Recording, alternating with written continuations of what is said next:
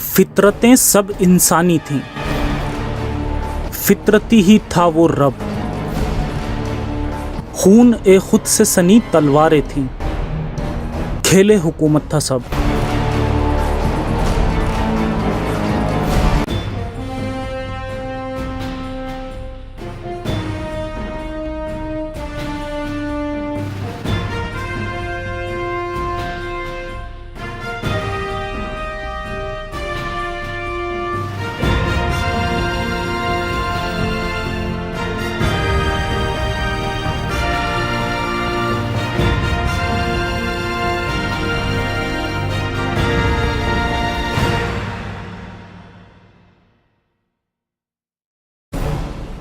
हज़रत अली का दौरे खिलाफत और हज़रत आयशा का अली से उस्मान की मौत का बदला। खून के बदले खून। मुसलमानों का फितनाए अव्वल यानी फर्स्ट मुस्लिम सिविल वॉर, जो कि तीसरे खलीफा उस्मान की मौत के बाद शुरू हुआ। अपने पिछले वीडियोस में मैंने इस्लामिक किताबों के रेफरेंसेस के साथ ये बात साबित की कि उस्मान एक ऐसा खलीफा था जिसकी खिलाफत में पूरी मुस्लिम कम्युनिटी उसकी हुकूमत के गलत फैसलों की बिना पर उसके खिलाफ हो गई थी, और आखिर में उस्मान की खिलाफत से तंग आकर मिस्र, बसरा, कूफा और बाकी तमाम जगह से मुसलमानों ने मदीना आकर अपने इस तीसरे खलीफा को उसके ही घर में तकरीबन 40 दिन कैद करके उसे भूखा प्यासा कत्ल कर दिया था। और उसके जनाजे पर कोई शख्स भी मौजूद नहीं था, ना अली, ना तलहा और ना जुबैर, और ना ही कोई और, बल्कि उल्टा उसके जनाजे पर लोगों ने पत्थरों से हमला भी किया था। मगर अब उसकी मौत के बाद खिलाफत की लालच में आकर अली, मुआविया और आयशा की सेना ने हजारों मुसलमानों को जंगे जमल, जंगे सिफीन और जंगे नहरवान में कत्ल करवा दिया, जिसे फर्स्ट मुस्लिम सिविल वॉर भी कहा जाता है, जिसे हम आज की इस वीडियो में डिटेल में दलीलों के साथ जानेंगे। पॉइंट नंबर 1, अली की खिलाफत।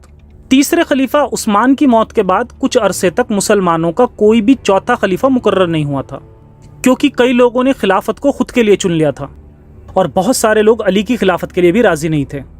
बाद में बागी जमात जो उस्मान के खिलाफ बगावत कर रही थी और जिन्होंने उस्मान को कत्ल भी कर दिया था, जिनका सरदार मोहम्मद बिन अबू बकर था, यानी अली का सोतेला बेटा, इन्होंने अपना चौथा खलीफा अली को चुन लिया, क्योंकि इनकी तादाद करीब 8000 थी और ये मदीना पर हावी हो गए थे। इसलिए इन्होंने लोगों से जबरदस्ती अली की बैत करवाना भी शुरू कर दिया। बागियों ने मदीना के लोगों से अली की जबरन बैत करवाई। इन्होंने तलहा और जुबैर को भी बुलवाया और फिर तलहा के सर पर खंजर रखकर इसे मौत की धमकी दी कि या तो अली को खलीफा तस्लीम करो या फिर ये खंजर तुम्हारे सर में भोंक दिया जाएगा। इस पर तलहा और जुबैर अली की बैत करने पर मजबूर हो गए और इन्हें देखकर और लोगों ने भी अली की बैत कर ली। हालांकि तलहा और जुबैर ये दोनों अबू बकर के रिश्तेदार थे और अशरा मुबाशरा में भी शामिल थे, यानी वो 10 लोग जिन्हें जन्नत की बशारत हासिल थी। इसलिए ये चाहते थे कि खिलाफत इन्हें मिले, मगर मदीना में रहकर इन्हें अली की बैत करने पर मजबूर होना पड़ा, क्योंकि अगर ये ना करते तो इन्हें कत्ल कर दिया जाता। अली को भी पता था कि ये वही तलहा है जो लोगों को उस्मान के खिलाफ भड़का रहा था, और बाद में तलहा और जुबैर ये दोनों ही खिलाफत के लिए बगावत कर सकते हैं।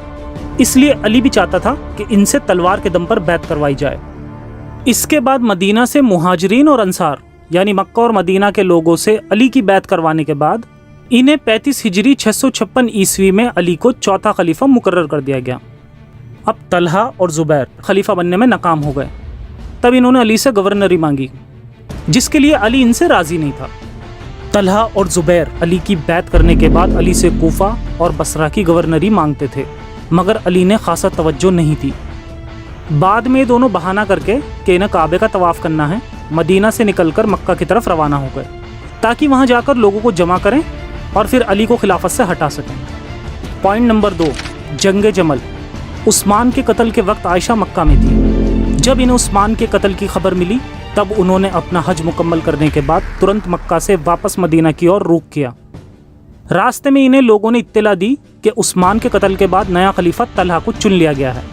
ये सुनकर आयशा खुश हुई और मदीने का सफ़र जारी रखा, मगर बाद में पता चला कि बागियों ने अपना नया खलीफा तलहा को नहीं बल्कि अली को चुन लिया है। यह सुनकर आयशा ने मदीना जाने का इरादा छोड़ दिया और वापस गुस्से में मक्का की तरफ मुड़ गई। जब उस्मान की मौत की खबर मिलने के बाद आयशा वापस मक्का की तरफ चली गई, تب کہنے لگی کہ عثمان کو تو بے گناہ شہید کر دیا گیا ہے، حالانکہ ان کے قتل سے پہلے خود عائشہ صحابہ کے مجمع سے کہتی تھی کہ عثمان کو قتل کر دو، وہ اب کافر ہو گیا ہے، اللہ عثمان کو ہلاک یعنی تباہ و برباد کر دے۔ اصل میں معاملہ یہ تھا کہ عثمان کی خلافت سے تنگ آ کر اسے عثمان سے نفرت ہو گئی تھی، اسی لیے اس کی موت کی خبر سنتے ہی یہ مکہ کی طرف روانہ ہو گئی، اور جب حج کرنے کے بعد یہ مکہ سے مدینہ لوٹ رہی تھی اور راستے میں اسے بتایا گیا کہ اگلا خلیفہ علی کو چنا گیا ہے، تب یہ واپس مکہ لوٹ آئی، کیونکہ یہ علی کی بیعت نہیں کرنا چاہتی تھی۔ عثمان کے مقابلے میں عائشہ علی سے زیادہ نفرت کرتی تھی، جس کے کئی کارن تھے، جیسے کہ رسول کے زمانے میں جب ان پر زنا کا الزام لگایا گیا تب علی نے رسول سے کہا تھا کہ وہ عائشہ کو طلاق دے دیں، آپ کو تو ایسی بہت سی عورتیں مل جائیں گی۔ اس واقعے سے عائشہ علی سے نفرت کرنے لگی تھی۔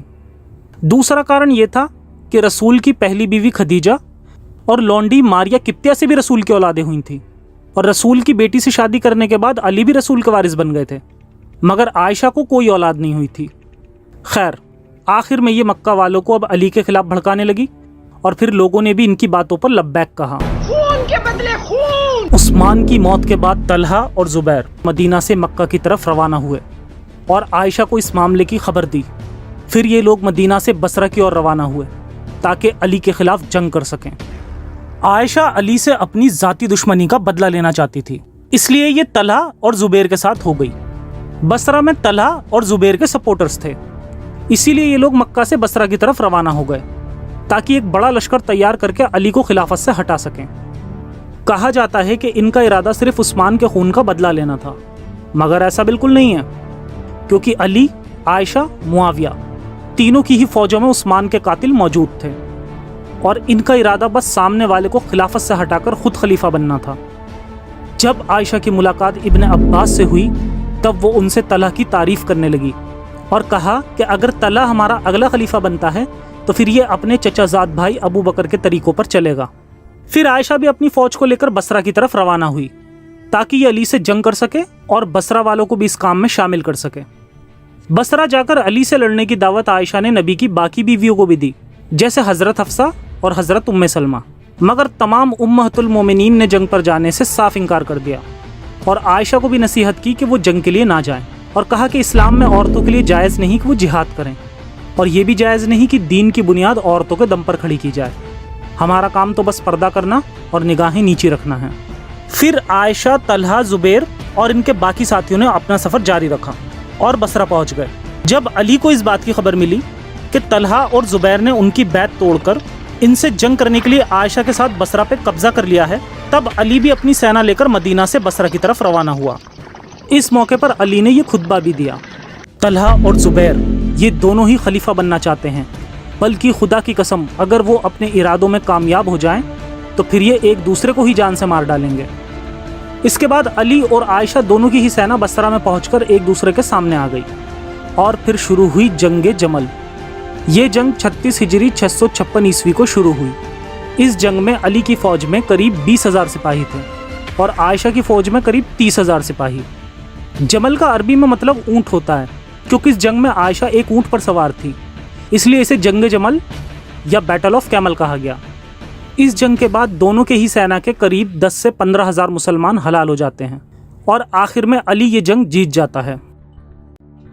پوائنٹ نمبر 3، طلحہ اور زبیر کا قتل۔ مروان، جو طلحہ کے ساتھ ایک ہی صف یعنی لائن میں تھا، اس نے طلحہ کو دیکھا جب یہ جنگ کرنے سے پیچھے ہٹ رہا تھا، کیونکہ اس کی سینا جنگ کے میدان میں ہار رہی تھی۔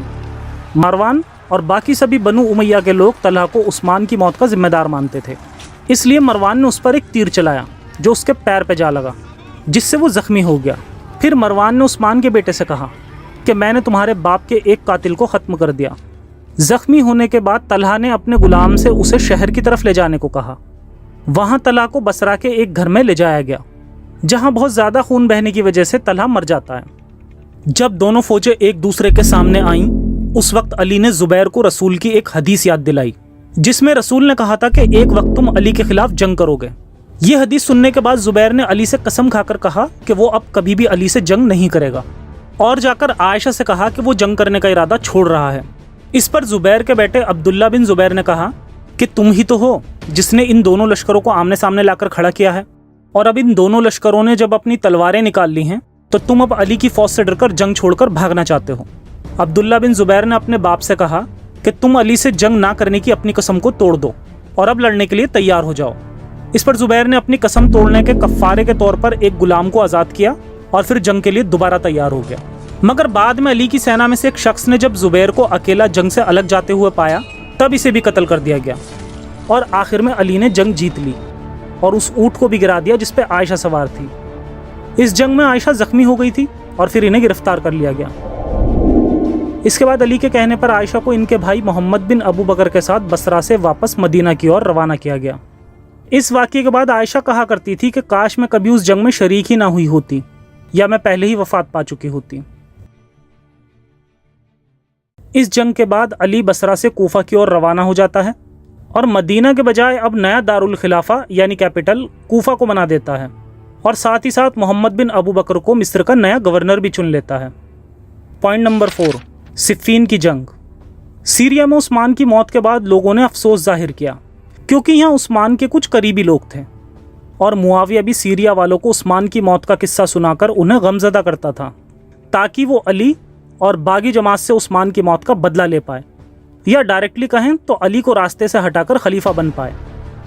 शामियों के पास उस्मान की खून आलूद मतलब खून से सनी कमीज़ लाई गई।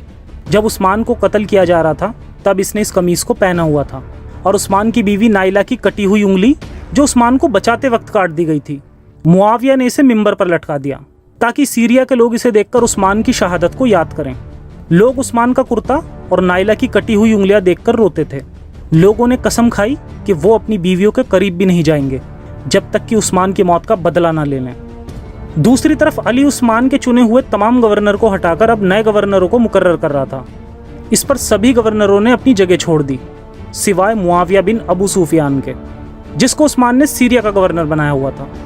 इसने अली से कहा कि वो जब तक गवर्नरी से नहीं हटेगा जब तक कि अपने भाई उस्मान के कातिलों से बदला ना ले ले। इस पर अली ने मुआविया से कहा कि तुम वही हो जो ज़रूरत पड़ने पर उस्मान के किसी तरह काम नहीं आया था। मुआविया की ये शर्त थी कि तुम बस वो कातिल मेरे हवाले कर दो जो उस्मान को कत्ल करने की गर्ज से उसके घर में दाखिल हुआ था। मगर अली ने ऐसा नहीं किया क्योंकि मौका वारदात पर उस्मान के घर में सिर्फ उसकी बीवी नाइला ही मौजूद थी और वो नहीं पहचानती थी कि कौन लोग थे जो उस्मान को कत्ल कर रहे हैं सिवाय मोहम्मद बिन अबू बकर के। इस पर भी अली ने मोहम्मद बिन अबू बकर के खिलाफ कोई फैसला नहीं लिया क्योंकि शरिया के हिसाब से 4 लोगों की गवाही होना ज़रूरी है।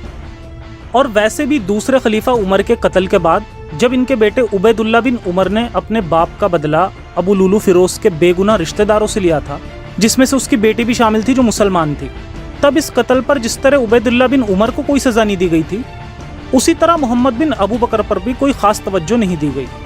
इसीलिए मुआविया उस्मान के खून का जिम्मेदार अली को मानता था और बार बार कहता था कि उस्मान के कातिलों को मेरे हवाले करके तुम अपनी बेगुनाही साबित कर दो। मगर अली ने ऐसा कुछ नहीं किया क्योंकि बागियों ने अली को सपोर्ट करके इसे खलीफा बना दिया था और अब बागी लोग अली की फ़ौज में भी शामिल थे। इसलिए अली भी उनसे बदला लेने की कोशिश नहीं करता था, वरना जिस तरह उन्होंने उसे खलीफा बनाया था उस तरह वो उसे हटा भी सकते थे। इस पर अली के ऊपर यह भी इल्ज़ाम लगाया गया कि अब वो सारे काम सिर्फ बागियों को खुश करने के लिए ही कर रहा है, जैसे उनकी मर्जी के गवर्नर मुकर्रर करना और अब राजधानी को मदीना से बदलकर कूफा की तरफ करना, जबकि ये वही कूफा के लोग थे जिन्होंने मिलकर उस्मान को कत्ल किया था। बहरहाल अली ने उस्मान की मौत का बदला किसी से नहीं लिया और मुआविया से कहा कि अब तुम भी बाकी लोगों की तरह मेरी बैत कर लो और सीरिया की गवर्नरी छोड़ दो। मुआविया राजी न हुआ और जंग के लिए अली को उकसाने लगा। इस पर अली अपनी सेना लेकर जंग के लिए सीरिया की ओर रवाना हुआ और मुआविया भी अली से जंग करने के लिए निकल गया। इन दोनों फौजों की मुलाकात सिफ़ीन नामी मुकाम पर हुई और फिर शुरू हुई 37 हिजरी 658 ईस्वी को जंगे सिफ़ीन। ये इस्लामी जंगों में से एक सबसे बड़ी जंग थी जिसमें से 80,000 लोग अली की सेना में और तकरीबन 1,20,000 लोग मुआविया की सेना में थे। या कुछ रिवायतों के मुताबिक दोनों की सेना में कुल 2.5 लाख से भी ज़्यादा लोग थे, जिस जंग के बाद करीब कुल 70,000 लोग मारे गए थे। इस जंग में मुआविया की फ़ौज अली से जंग हारने लगी और आखिर में मुआविया के कहने पर मुआविया की तरफ से लोगों ने कुरान को नेज़ों पर बुलंद कर दिया और मैदान की तरफ आ गए ताकि जंग रुक जाए और अब फैसला जंग से ना होकर बातचीत के जरिए हो। ये देखकर अली की सेना ने भी जंग रोक दी। पॉइंट नंबर 5, नहरवान की जंग। बाद में मशवरा किया गया कि इस तरह जंग सिफ़ीन से भारी नुकसान हो रहा है। इन्होंने डिसीजन लिया कि इनकी तरफ से एक शख्स सीरिया का नुमाइंदा बन जाए اور دوسرا عراق کا، اور پھر ایک ساتھ مل کر جو بھی یہ دونوں فیصلہ لیں گے اس سے سبھی لوگ راضی ہو جائیں گے۔ اس طرح سے ڈیسیزن لینے والوں کو ثالثہ کہا جاتا ہے۔ پھر علی کی طرف سے ثالثہ موسیٰ اشری اور معاویہ کی طرف سے ثالثہ عمر بن عاص کو چنا گیا۔ عمر بن عاص، اس کے بارے میں ابھی آگے ہم ویڈیو میں اور جانیں گے۔ سارا فیصلہ ان دونوں کو کرنے کی اجازت دے کر علی اور معاویہ دونوں جنگ چھوڑ کر واپس جا چکے تھے۔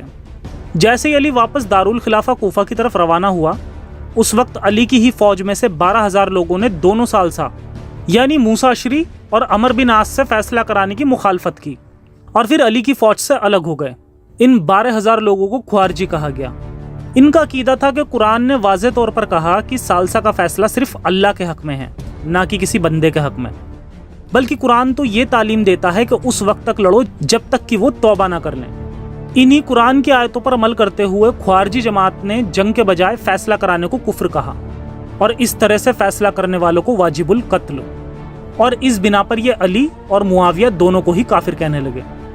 ان خوارجیوں کا یہ بھی عقیدہ تھا کہ پہلی خلافت صرف علی کے حق میں تھی، مگر ابو بکر، عمر اور عثمان نے ان سے ناحق خلافت چھین لی تھی، اور ایک ان کا یہ بھی عقیدہ تھا کہ عثمان کا قتل اس کے غلط کاموں کی بنا پر ہوا ہے، جو کہ جائز تھا۔ اب ان کا عقیدہ یہ بھی ہو گیا کہ اس دور میں معاویہ امت میں فتنہ یعنی جھگڑا اور فساد بڑھا رہا ہے، اور علی نے بھی قرآن کے خلاف فیصلہ کیا ہے اور باغی جماعت کے مشورے پر ہی فیصلے کر رہے ہیں۔ اس لیے خوارجیوں نے معاویہ اور علی دونوں کے ہی خلاف جہاد کرنا شروع کر دیا۔ وہیں دوسری طرف دونوں ثالثہ نے فیصلہ کرا کہ علی اور معاویہ دونوں کو ہی خلافت سے ہٹا دینا چاہیے تاکہ لوگ فتنے میں نہ پڑیں، اور ان کی جگہ کسی اور کو خلیفہ مقرر کر دینا چاہیے جس کی خلافت سے سب کے سب راضی ہوں۔ پھر دونوں ثالثہ نے نتیجے دیے، جس میں سے سب سے پہلے موسیٰ اشری کو، جو کہ علی کی طرف سے تھے، انہوں نے کہا کہ میں علی کو خلافت سے ہٹا دیتا ہوں۔ جب عمر بن عاص کی باری آئی تب اس نے دغا بازی کی اور کہہ دیا کہ کیونکہ موسیٰ اشری نے علی کو خلافت سے ہٹا دیا ہے تو اب میں معاویہ کو مسلمانوں کو نیا خلیفہ مقرر کرتا ہوں۔ اس فیصلے کے بعد معاویہ نے خود کو خلیفہ مقرر کر دیا اور شامیوں نے بھی معاویہ کو خلیفہ تسلیم کر لیا۔ اس موقع پر علی معاویہ سے جنگ کرنے کے لیے دوبارہ تیار ہوا، مگر خبر ملی کہ خوارجی جماعت نے علی کے خلاف جہاد شروع کر دیا، اس لیے علی بھی فوج لے کر خوارجیوں سے لڑنے چلا گیا، اور پھر شروع ہوئی 38 ہجری 658 عیسوی کو جنگ نہروان۔ اس جنگ میں کافی تعداد میں علی نے خوارجیوں کو قتل کر دیا اور انہیں اس جنگ میں ہرا دیا۔ پوائنٹ نمبر 6، ڈیتھ آف محمد بن ابو بکر۔ موسیٰ اشری اور عمر بن عاص کے فیصلے کے بعد معاویہ اپنی مرضی سے خلیفہ بن گیا تھا، جس میں عمر بن عاص نے معاویہ کا ساتھ دیا تھا۔ اصل میں عمر بن عاص یہ وہ شخص تھا جو دوسرے خلیفہ عمر کے زمانے میں ایجپٹ کا گورنر تھا، اور سب اس کی گورنری سے خوش بھی تھے، مگر تیسرے خلیفہ عثمان نے اسے گورنری سے ہٹا کر اپنے بھائی عبداللہ بن سعد کو گورنر بنا دیا تھا۔ پھر عثمان کی موت کی خبر ملنے پر عمر بن عاص معاویہ کے لشکر میں شریک ہو گیا تھا اور کہا کہ میں تمہارے ساتھ مل کر علی سے لڑوں گا اور اس کے بدلے میں تم مجھے بس مصر کا گورنر بنا دینا جیسا کہ میں پہلے تھا۔ اسی کے ساتھ وعدے کے مطابق معاویہ نے عمر بن عاص کو مصر کا گورنر بننے کے لیے سینکوں کے ساتھ روانہ کرا۔ اس موقع پر محمد بن ابو بکر وہاں کا گورنر تھا اور یہ بھی ہزاروں کی سینہ لے کر جنگ کرنے کے لیے نکل گیا۔ اس پر عمر بن عاص کے کہنے پر ابن خدیج نامی شخص اور اس کی سینہ نے لوگوں کو مارنا شروع کرا۔ تب محمد بن ابو بکر کی فوج اسے اکیلا چھوڑ کر میدان میں سے بھاگ گئی اور اس کے ساتھ صرف کچھ ہی ساتھی باقی رہ گئے۔ جب محمد بن ابو بکر نے عمر بن عاص کو سامنے سے آتے دیکھا تب یہ بھی میدان چھوڑ کر بھاگنے لگا اور شہر کے مکان میں جان بچانے کے لیے چھپ گیا۔ بعد میں ابن خدیج نے اسے ڈھونڈ نکالا۔ محمد بن ابو بکر بہت پیاسا تھا، وہ کہنے لگا مجھے پانی دے دو۔ اس پر ابن خدیج نے کہا اللہ مجھے ایک قطرہ پانی نہ پلائے اگر میں تجھے پانی دوں۔ تم نے عثمان کو پانی پینے سے روک دیا تھا اور تم نے پھر عثمان کو روزے کی حالت میں شہید کر دیا تھا، میں اب تجھے عثمان کے بدلے میں قتل کروں گا۔ محمد بن ابو بکر نے جواب دیا کہ تیرا عثمان سے کیا تعلق، عثمان نے تو ظلم پر عمل کیا اور قرآن کے حکم کو اپنے پیچھے رکھ کر خود اس کے آگے بڑھ گیا تھا، ہم نے تو بس عثمان کو اس کے جرم کی سزا دی تھی اور اسے قتل کر دیا تھا۔ اس پر ابن خدیج کو غصہ آ گیا اور اس نے آگے بڑھ کر محمد بن ابو بکر کو قتل کر دیا اور اسے مارنے کے بعد گدھے کی کھال میں لپیٹ کر سل دیا اور پھر اس میں آگ لگا دی۔ جب اس بات کی خبر عائشہ کو ملی کہ ان کے بھائی محمد بن ابو بکر کو قتل کر دیا گیا ہے تو یہ معاویہ، عمر بن عاص اور قاتل ابن خدیج پر لعنت کرنے لگی۔ इस वाक़ये में आयशा का करैक्टर बिल्कुल ही कंफ्यूजिंग है, क्योंकि खुद आयशा उस्मान को कत्ल करने के लिए कहा करती थी, मगर उस्मान की मौत के बाद उसे मासूम का दर्जा दिया और फिर अली के खिलाफ जिहाद करने लगी। और फिर जंग के बाद कहा कि काश मैंने कभी अली से जंग ही ना की होती। और उसी तरह ये मोहम्मद बिन अबू बकर पर भी लानत किया करती थी, क्योंकि वो उस्मान का कातिल था और अली का साथ दे रहा था। मगर उसकी मौत के बाद आयशा ने मुआविया पर लानत करना शुरू कर दिया। पॉइंट नंबर 7, अली का कत्ल। खैर, इसके बाद खुर्जियों ने इस फितने फसाद से मुसलमानों को बचाने के लिए और साथ ही साथ जंग नहरवान की हार का बदला लेने के लिए तीनों हुक्मरानों यानी खलीफा अली, मुआविया और गवर्नर अमर बिन आस को कत्ल करने का फैसला किया, जिसमें से अली को कत्ल करने के इरादे से अब्दुल रहमान इब्न मुलजिम, मुआविया को कत्ल करने के लिए बकर बिन अब्दुल्ला और अमर बिन आस को कत्ल करने के लिए अमर बिन बकर, ये तीनों ख्वारजियों में से चुने गए। और रमज़ान के महीने में एक साथ ही ये तीनों हुक्मरानों को कत्ल करने के इरादे से निकल जाते हैं। अमर बिन आस उन दिनों बीमार था, इसलिए वो मस्जिद में नमाज के लिए अपनी जगह किसी और को भेज देता है और कातिल गलती से अमर बिन आस की जगह किसी और शख्स को कत्ल कर देता है। उसी तरह मुआविया पर भी हमला किया गया, जिससे उसे चोट लगी, मगर उसे छोटा सा जख्म होता है और फिर उसकी जान बच जाती है। और इब्ने मुलजिम जो अली को कत्ल करने के इरादे से निकलता है, ये अली पर उस वक्त अचानक से वार कर देता है जिस वक्त अली कूफा की मस्जिद में फजर की नमाज पढ़ा रहा था और सजदे की हालत में था। इब्ने मुलजिम इस पर खून आलूद तलवार से इसके सर पर वार करता है और इस वार के कुछ दिनों बाद अली की मौत 40 हिजरी 661 ईस्वी में हो जाती है। तो ये थी मुसलमानों की आपसी जंग, जिसमें मोहम्मद साहब के सगे रिश्तेदारों और वफादार साथी आपस में ही हुकूमत पाने के लिए एक दूसरे की जान ले रहे हैं। इनकी हिस्ट्री पढ़कर साफ जाहिर होता है कि इनके बीच कभी सुलह मशवरा, आपसी मेल मिलाप था ही नहीं। इन्हें बस खिलाफत पानी थी। इस जंग में फर्क नहीं पड़ता कि आप किसकी फौज में हो या न्यूट्रल हो, आप इनके बीच कभी चैन से नहीं रह सकते। अली की खिलाफत एक लौती ऐसी खिलाफत थी जो इतने फितने फसाद के दौर में हुई थी। यही वजह बनी कि सिर्फ अली के दौर में मुस्लिम हुकूमत दूसरे मुल्कों पर भी जिहाद करने में नाकाम हुई। हालांकि रसूल की टीचिंग सिर्फ गैर मुसलमानों से लड़ने के लिए है, जब तक कि वो कलमा ना पढ़ लें। उल्टा रसूल ने तो उन मुसलमानों को जो आपस में लड़ते हैं उन्हें जहन्नम की बशारत दी थी। रसूल ने कहा, जब दो मुसलमान अपनी अपनी तलवारें लेकर भिड़ जाएं तो कातिल और मकतूल दोनों जहन्नमी हैं। मैंने कहा, या रसूल अल्लाह, कातिल तो ज़रूर जहन्नमी होना चाहिए, मकतूल क्यों? फरमाया, वो भी अपने साथी को मार डालने की हिर्स रखता था, मौका पाता तो उसे ज़रूर कत्ल कर देता, तो दिल से अज़्म करने पर वो जहन्नमी हुआ। तो इस तरह से देखा जाए तो ये सारे सहाबा जन्नती नहीं बल्कि जहन्नमी हुए। इन हदीसों को वो सहाबा भी जानते थे, लेकिन फिर भी वो जहन्नमी क्यों बने? क्योंकि वो आपकी तरह अकीदे के अंधे इंसान नहीं थे। वो जानते थे कि रसूल सच में कोई खुदा के भेजे रसूल नहीं थे। उन लोगों ने बस इस रसूल का इस्तेमाल किया था खिलाफत पाने के लिए, और उसके लिए इन लोगों ने जंगें भी की और उसके बुरे नतीजे भी झेले। तो अपनी अकीदत की पट्टी उतारिए और मज़हब और इंसानियत के फ़र्क को महसूस कीजिए। मिलते हैं नेक्स्ट एपिसोड में इसके आगे का इतिहास लेकर। तब तक के लिए सुरक्षित रहें और अपना और अपनों का ख्याल रखें। जय हिंद, साइंस हाफिज़।